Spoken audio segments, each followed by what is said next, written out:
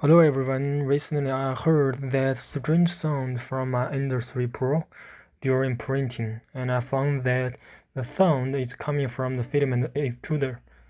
Many people had this problem with their 3D printers.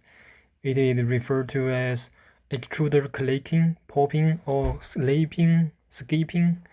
It happens when the extruder doesn't have enough force to extrude the filament out of the nozzle. This could be caused by the clogged nozzle.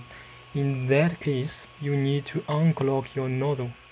In addition to this reason, I also noticed that if the friction between the filament spool and the spool holder is too large, it will make the clicking sound more often to happen. There are relatively large static and sliding frictions between the stock spool holder and the filament spool. So to reduce the friction, I customized a spool holder.